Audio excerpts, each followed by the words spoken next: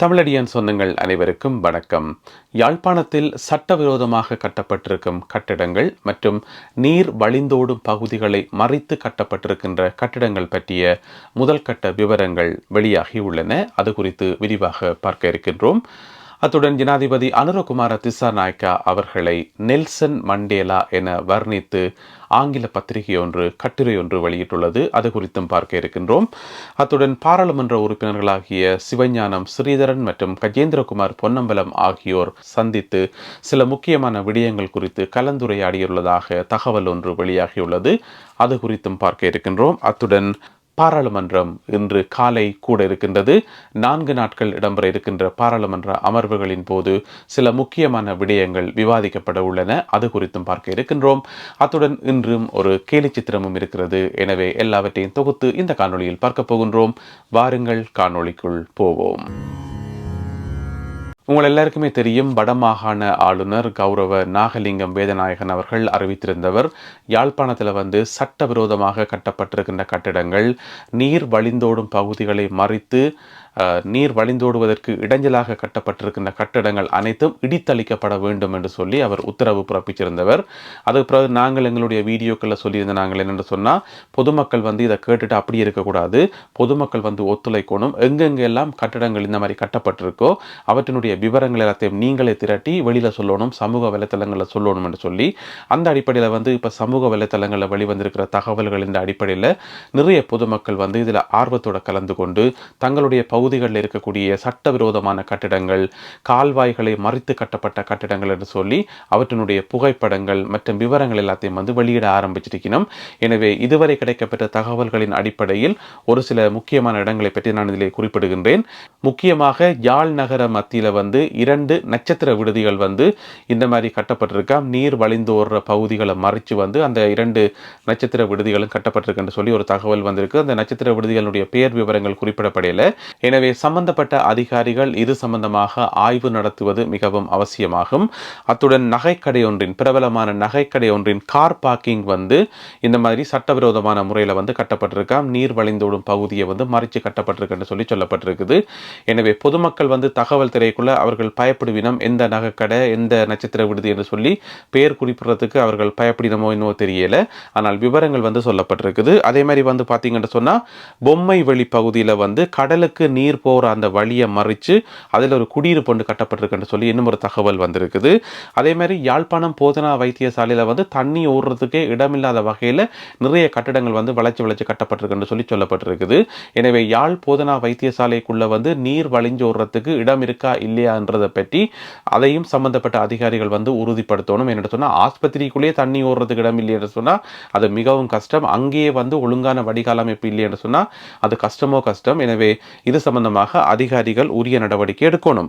அதே நேரம் பார்த்தீங்கன்னு சொன்னா, யாழ்ப்பாணம் பல்கலைக்கழகத்தில் பெண்கள் தங்கி இருக்கிற விடுதியில் ஒரு விடுதி அங்க இருந்த ஒரு குளத்தை மறைச்சு அதை மூடி அதுக்கு மேல அந்த கட்டடம் கட்டப்பட்டிருக்குது, மாடி கட்டடம் கட்டப்பட்டிருக்குன்னு சொல்லி இன்னும் ஒரு தகவல் வந்திருக்குது.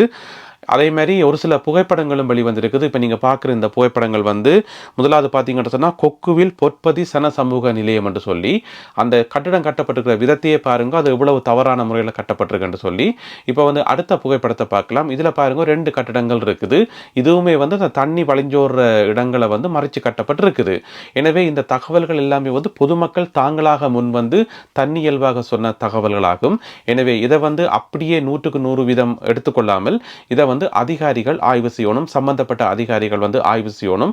ஊடகவியலாளர்கள் கூட, யாழ்ப்பாணத்தில் நகரத்தில் இருக்கக்கூடிய ஊடகவியலாளர்கள் கூட இதை ஆய்வு செய்ய முடியும். அந்த நட்சத்திர விடுதிகள் என்ன, மருத்துவமனையில் அப்படித்தான் கட்டப்பட்டிருக்கா, பெண்கள் விடுதி எப்படி கட்டப்பட்டிருக்குது, அந்த கார் பார்க்கிங் எப்படி கட்டப்பட்டிருக்குன்னு சொல்லி இந்த மாதிரி அடிப்படை தகவல்களை வச்சுக்கொண்டு, இதெல்லாமே முதல் கட்ட தகவல்கள் தான். எனவே இந்த தகவல்களை வச்சுக்கொண்டு சரியான ஆய்வுகள் மேற்கொள்ளப்படணும். அதிகாரிகள் மட்டத்திலே மேற்கொள்ளப்படணும், ஊடகவியலாளர்களும் மேற்கொள்ளணும். அதோட பொதுமக்களுக்கான அன்பான வேண்டுகோள், இது யாழ் நகர மத்தியிலிருந்து வந்த தகவல் மட்டும்தான். இதே போல ஏனைய பிரதேசங்களில் நீங்கள் எங்கெங்கெல்லாம் வாழ்றீங்களோ உங்களுடைய பகுதிகளில் இந்த மாதிரியான சட்டவிரோதமான கட்டிடங்கள், வாய்க்கால்களை மறைச்சு கட்டப்பட்ட கட்டிடங்கள், குளங்கள் எல்லாத்தையும் மூடி மறைக்க கட்டப்பட்ட கட்டிடங்கள் எல்லா விவரங்களையும் வந்து வெளியில கொண்டு வாங்க. அப்பதான் அரசாங்கத்துக்கு வந்து உதவியாக இருக்கும். ஏன்னு சொன்னா வடமாகாண ஆளுநர் சொல்லி போட்டார் எல்லாத்தையும் வந்து இடிச்சு அழிக்கணும் என்று சொல்லி, புதுசாக கட்டணும் என்று சொல்லி. எனவே அதுக்கு வந்து நாங்கள் ஒத்துழைப்பு வழங்கணும். எனவே அன்பான மக்களே, அந்த ஊர் ஒன்று கூடி தேர் இழுக்கிற என்று சொல்லுவினோம். நாங்கள் எல்லாரும் ஒன்று சேர்ந்து செயல்பட்டால் மட்டும்தான் எங்களுடைய பிரதேசங்களில் நடக்கிற சகல விதமான சட்டவிரோத செயல்களை வந்து தடுத்து நிறுத்த முடியும். அப்பதான் நாங்கள் ஒரு ஆரோக்கியமான சமுதாயத்தில் வாழ முடியும். நல்ல ஒரு நிம்மதியான ஒரு ஆரோக்கியமான சமூகத்தில் வந்து எங்களால் வாழ முடியும். ஜனாதிபதி அனுரகுமார திசாநாயக்கா அவர்கள் இலங்கையினுடைய நெல்சன் மண்டேலா என்று சொல்லி வர்ணித்து இன்று ஒரு கட்டுரை ஒன்று வெளியாகி உள்ளது. கொழும்பிலிருந்து வெளிவருகின்ற ஆங்கில பத்திரிகை ஒன்று இந்த கட்டுரையை வெளியிட்டுள்ளது. இன்று 3ஆம் திகதி செவ்வாய்க்கிழமை, டிசம்பர் மாதம் 3ஆம் திகதி செவ்வாய்க்கிழமை வெளிவந்திருக்கும் ஒரு ஆங்கில பத்திரிகையில் ஒரு முழு பக்கத்தில் இந்த கட்டுரை வெளியாகியுள்ளது. அதில் என்ன சொல்லப்பட்டிருக்கு சொன்னால், சுருக்கமாக ஜனாதிபதி அனுரகுமார திசாநாயக்கா அவர்கள் இப்போ போய்கொண்டிருக்கிற இதே பாதையில் தொடர்ந்து போவாராக இருந்தால் இலங்கையின் நெல்சன் மண்டேலா என அவர் வரலாற்றில் பொறிக்கப்படுவார் என்று சொல்லி அந்த கட்டுரையில் சொல்லப்பட்டுள்ளது. பாராளுமன்ற உறுப்பினர்களாகிய சிவஞானம் ஸ்ரீதரன் மற்றும் கஜேந்திரகுமார் பொன்னம்பலம் ஆகியோர் சந்தித்து சிநேகபூர்வமான ஒரு கலந்துரையாடல் ஒன்று செய்திருக்கிறோமாம். ஞாயிற்றுக்கிழமை, நேற்று முந்தின ஞாயிற்றுக்கிழமை வந்து பாராளுமன்ற உறுப்பினர் ஸ்ரீதரன் அவர்களுடைய வீட்டில் வந்து இந்த சந்திப்பு இடம்பெற்றதாக சொல்லப்படுது. இதில் வந்து இந்த இரண்டு கட்சிகளும் வந்து ஒன்றிணைந்து செயல்பட வேண்டியதனுடைய அவசியம் பற்றி கலந்துரையாடினவையாம். தமிழ் மக்களுடைய அபிலாஷைகள் பற்றி கலந்துரையாடினவையாம். அதோட அரசாங்கத்திட்ட வந்து என்ன விதமான கோரிக்கையை வைக்கிறது, சமஸ்டி தீர்வா மற்றது அல்லது என்ன தீர்வுன்றதை பற்றி கலந்துரையாடினதாக சொல்லப்படுது. இதெல்லாமே வந்து எப்பயோ செய்திருக்க வேண்டிய வேலை இப்போதான் செய்திருக்கணும். முதல் கட்ட பேச்சுவார்த்தை நடத்திருக்கணும். எனவே இப்பயாவது பேச்சுவார்த்தை நடத்துறது வந்து நல்ல விஷயம். ஆனால் அரசாங்கத்திட்ட நீங்கள் என்ன கோரிக்கை வைக்க போறீங்கன்றதை மக்களுக்கு சொன்னீங்கன்னு சொன்னால் அது இன்னும் உதவியாக இருக்கும். ஏன்னு சொன்னால் கஜேந்திரகுமார் ஒன்றை சொல்ல, சிவஞானம் ஸ்ரீதரன் இன்னும் ஒன்றை சொல்ல, ஆளால் கொண்டு சொல்ல அது பெரிய பிரச்சனையாக போய் முடியும். எனவே இப்பயாச்சும் நீங்கள் ஒன்று சேர்ந்து ஒரு கலந்துரையாடலை மேற்கொண்டது வந்து உண்மையிலேயே வரவேற்கப்பட வேண்டிய விஷயம். ஆனால் இது எங்கே போய் முடியும்னு எங்களுக்கு தெரியலை. அதோட நீங்கள் என்ன கதைச்சிங்கன்னு தெரியலை. எனவே மக்களுக்கு வந்து வெளிப்படையாக சொல்லணும். உண்மையிலேயே மக்களுடைய விருப்பம் என்னென்று அறியணும். மக்களோட வந்து நிறைய கலந்துரையாடணும். ஏனென்று சொன்னால் பொதுமக்களாகிய எங்களுக்கே வந்து இப்போ குழப்பமாக இருக்குது. அரசியல் தீர்வுன்னு சொல்லி எதை கேட்கறது, எது அரசியல் தீர்வு, இதுதான் தீர்வா இதுதான் தீர்வான்னு சொல்லி ஒரே குழப்பமாக இருக்குது. எனவே பொதுமக்களுக்கு வந்து நீங்கள் எல்லா இடமும் போய் பொதுமக்களை சந்தித்து பொதுமக்களோட நிறைய கலந்துரையாட வேண்டியிருக்குது. எனவே இந்த காணொலியை பார்த்து கொண்டிருக்கிற நீங்கள் கூட சொல்லலாம், உண்மையிலேயே வந்து உங்களுக்கு ஒரு தெளிவு இருக்கா, அந்த அரசியல் தீர்வு சம்பந்தமாக உங்களுக்கு ஒரு தெளிவு இருக்கா, என்ன தீர்வை நாங்கள் வலியுறுத்துறது, எங்களுக்கு என்ன தீர்வு வேணும், எதை கேட்டு நாங்கள் வாங்கி எடுக்க முடியும் என்றது சம்பந்தமாக உங்களுக்கு ஒரு தெளிவு இருக்கா அல்லது குழப்பம் இருக்கான்றதை நீங்கள் உங்களுடைய கருத்துக்களை வந்து மறக்காமல் கீழே கமெண்ட்ஸில் போடுங்க. அப்போ தான் எங்களுக்கும் தெரிய வரும் மக்கள் தெளிவாக இருக்கணுமா இல்லை குழப்பமாக இருக்கணுமான்னு சொல்லி. ஏன்னு சொன்னால் நிறைய அரசியல் கட்சிகள் இருந்தோண்டு ஆளுக்கு ஒரு கருத்துக்களை சொல்லி கொண்டு கேட்குள்ள அது மக்கள் மத்தியில் ஒரு குழப்பத்தை ஏற்படுத்தும் தானே. எனவே மக்களுக்கே வந்து சலிச்சு போச்சு. எனவே சிவஞானம் ஸ்ரீதரன் அவர்களும் கஜேந்திரகுமார் பொன்னம்பலம் அவர்களும் முதல்ல தெரிஞ்சு கொள்ள வேண்டிய விஷயம் என்னென்று சொன்னால், அரசியல் தீர்வை பற்றி கதைக்கிறது ஒரு பக்கம் இருக்கட்டும், முதல்ல தெரிஞ்சு கொள்ள வேண்டிய விஷயம் என்னென்னு சொன்னால், மக்களாகி எங்களுக்கு வந்து சலிச்சு போச்சு, எல்லாமே பார்த்து பார்த்து வெறுத்து போச்சு, ஒரு நம்பிக்கையே எல்லாமே இருக்குது. எனவே நீங்கள் என்ன செய்ய போறீங்கன்னு சொல்லி தெரியல. எனவே இனியாவது நல்ல விதமாக செயல்பட்டு ஒற்றுமையாக செயல்பட்டீங்கன்னு சொன்னால் அது பெரிய உதவியாக இருக்கும். ஏன்னு சொன்னால் தமிழ் மக்களுடைய அபிலாஷைகள் சொல்லி நீங்கள் மூச்சுக்கு 300 தரம் கதைக்கிறீங்கள்.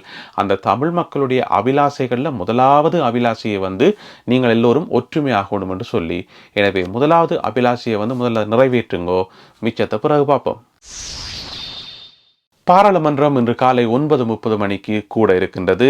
உங்களுக்கு தெரியும், கடந்த 21ஆம் தேதி முதல் முறையாக பாராளுமன்றம் கூடிய போது அதில் பெரிய அளவில் வந்து எதுவுமே நடக்கல. பாராளுமன்ற உறுப்பினர்களுடைய சத்திய பிரமாணம் மற்றும் சபாநாயகர் தெரிவு, பிரதி சபாநாயகர் தெரிவு, இந்த மாதிரியான அடிப்படையான விஷயங்கள்லாம் நடந்தது. அதுக்கு பிறகு ஜனாதிபதி அனுரகுமார திசாநாயக்கா அவர்கள் காலை 11:30 தன்னுடைய அற்புதமான கொள்கை விளக்க உரையை ஆற்றியிருந்தவர். இன்றைக்கு பாராளுமன்றம் கூடி இன்றைக்கும் நாளைக்கும், அதாவது இன்று 3ஆம் தேதியும் நாளை 4ஆம் தேதியும் என்ன நடக்க போகுது என்று சொன்னால், ஜனாதிபதி அவர்கள் ஆற்றின அந்த உரைக்கு தானே சிறப்புரை, அது சம்பந்தமான விவாதம் வந்து இன்றைக்கு பாராளுமன்றத்தில் நடக்க போகுது. இன்றைக்கும் நாளைக்கும் 3ஆம் தேதியும் 4ஆம் தேதியும் நடக்க போகுது. இது சம்பந்தமாக சகல பாராளுமன்ற உறுப்பினர்களும் கலந்துரையாட இருக்கின்றார்கள். எனவே எங்களுடைய தமிழ் பாராளுமன்ற உறுப்பினர்கள் ஜனாதிபதி அவர்களுடைய அந்த உரையை பற்றி என்ன கதைக்க போயினோம், என்ன விளங்கி வச்சிருக்கணும், முதல்ல அந்த உரையை வந்து ஒழுங்காக கேட்டுச்சினமான்றதே பெரிய சந்தேகமாக இருக்குது. ஏன்னு சொன்னால் ஜனாதிபதி அவர்களுடைய அந்த உரை சம்பந்தமாக நாங்கள் அக்குவேறு ஆணிவேறு பிரித்து தனித்தனியாக வீடியோக்கள்லாம் போட்டிருந்த நாங்கள். எனவே இன்றைக்கும் நாளைக்கும் எங்களுடைய பாராளுமன்ற உறுப்பினர்கள் பாராளுமன்றத்தில் அந்த உரை சம்பந்தமாக என்ன கதைக்கினோம், ஆக்கப்பூர்வமாக ஏதாவது கதைக்கினமா, அல்லது தேவையில்லாத கதை ஏதாவது கதைக்கினமா, அல்லது வேறு சமையல் குறிப்புகள் ஏதாவது கதைக்கினமா இல்லையான்றதை நாங்கள் பொறுத்திருந்து பார்ப்போம்.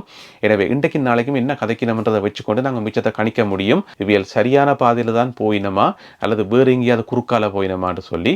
எனவே பொறுத்திருந்து பார்ப்போம்.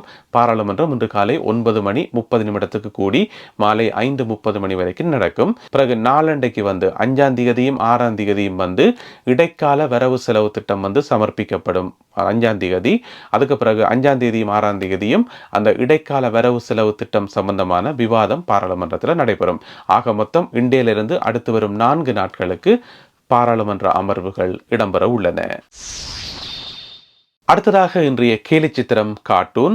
இலங்கையில் இந்த வாட்ஸ்அப் ஒரு பெரிய பிரச்சனையாக போய் கொண்டிருக்குது. ஏன்னு சொன்னால் வாட்ஸ்அப்பில் நிறைய மோசடிகள், நிறைய ஸ்கேமுகள் நடக்குது. நிறைய பேர் பணத்தை இழந்திருக்கிறோம், நிறைய பேர் தங்களுடைய வங்கி கணக்குகளை இழந்திருக்கிறோம்னு சொல்லி தொடர்ச்சியாக செய்திகள் வந்துருக்குது. எனவே எங்களுடைய அன்பான தமிழ் மக்களே, நீங்கள் யாராவது இதில் பாதிக்கப்பட்டீங்களா, ஏதாவது பிரச்சனைகளை எதிர்கொண்டீங்களா என்னன்றதை பற்றி எந்த தகவலும் வெளியில் வரையில. எனவே அப்படி ஏதாவது எதிர்கொண்டிருந்தால் நீங்கள் கீழே கருத்துப்பட்டியில் எழுதலாம் அது சம்பந்தமாக. எனவே வாட்ஸ்அப் பாவிக்கிறார்கள் மிகவும் அவதானமாக பாவிக்கணும். அது சம்பந்தமாக தான் இந்த கேலி சித்திரம் வரையப்பட்டிருக்கு. பிரதீப் என்கின்ற ஓவியரால. என்னென்னா அந்த எலிப்பொறி இருக்குதானே, அந்த எலிப்பொறியில அந்த எலியை இழுக்கிறதுக்காக நாங்கள் என்ன செய்வோம், அந்த தேங்காய் சொட்டை சூடு காட்டி போட்டு, சூடு காட்டினோன்னா ஒரு வாசம் உண்டு வரும், நல்ல வாசம் உண்டு. அதை கொண்டே கொளி விடுவோம். அப்படி இல்லைன்னு சொன்னால் நல்ல கருவாட்டை சூடாக்கி போட்டு அதையும் கொண்டே கொளி விடுவோம். என்ன சொன்னால் இதெல்லாம் நல்ல வாசம் வரக்கூடிய பொருட்கள். அப்போ எலி என்ன செய்வார்னு சொன்னால் அந்த வாசத்தை அதில் வாய் வைப்பார். அப்போ எலிப்பொறி அடிக்கும். இதுதான் எலிப்பொறி. அதே மாதிரி ஒரு எலிப்பொறியில் அந்த கருவாட்டுக்கு பதிலாகவும் அந்த தேங்காய் சொட்டுக்கு பதிலாகவும் ஒரு ஃபோன் வைக்கப்பட்டிருக்குது. மொபைல் ஃபோன் ஒன்று வச்சு அதில் வாட்ஸ்அப் ஓப்பன் பண்ணப்பட்டிருக்குது. எனவே அதில் போய் கை வச்சா மாட்ட வேண்டி வரும் என்று சொல்லி. எனவே இப்படி ஒரு கார்ட்டூன் வரைகிற அளவுக்கு இப்போ தீவிரமான பிரச்சனையாக மாறி இருக்குது இலங்கையில் வாட்ஸ்அப். எனவே இதை பார்த்து கொண்டிருக்கிற அன்பான உறவுகளே, தாயக உறவுகளே, நீங்கள் ஏதாவது வாட்ஸ்அப்பில் பாதிக்கப்பட்டிருக்கிறீங்களா, ஏதாவது கணக்குகள் ஏதாவது முடக்கப்பட்டிருக்கா, அல்லது உங்களுடைய வங்கி கணக்குகள் எல்லாம் பத்திரமா இருக்கான்றதை ஒரு செக் பண்ணி கொள்ளுங்க. ஏன்னு சொன்னால் அண்மை காலமாக நிறைய முறைப்பாடுகள் வந்துருக்குது. இன்றைய கேலி சித்திரமும் அதைத்தான் காட்டுது. எனவே இந்த கேலி சித்திரத்தை பார்க்கக்குள்ள உங்களுடைய மனசில் தோன்ற கருத்துக்களை மறக்காமல் கீழே எழுதுங்கள். மீண்டும் மற்றும் ஒரு காணொளியில் உங்களை சந்திக்கின்றேன். அதுவரை நன்றி, வணக்கம்.